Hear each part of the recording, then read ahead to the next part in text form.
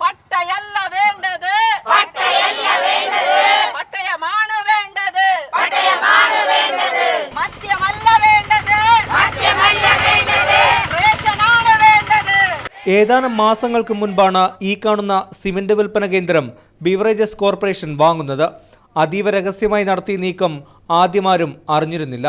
എന്നാൽ കഴിഞ്ഞ ദിവസം മദ്യക്കുപ്പികളുമായി ലോറികൾ ഇവിടേക്ക് എത്തിയതോടെയാണ് മദ്യവിൽപ്പനശാല ആരംഭിക്കാൻ പോകുന്ന കാര്യം നാട്ടുകാർ അറിയുന്നത്.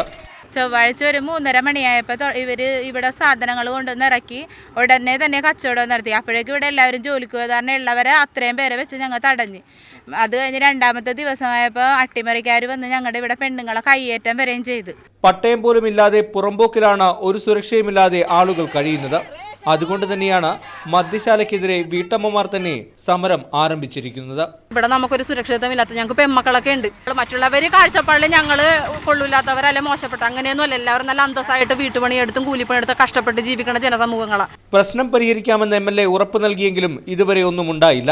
ഈ സാഹചര്യത്തിൽ ഓരോ ദിവസവും 5 വീട്ടമ്മമാർ വീതം ഇവിടെ നിരാഹാരം ഇരിക്കുന്നുണ്ട്. ടോബി ജോൺസൺ, മീഡിയ 1, കൊച്ചി.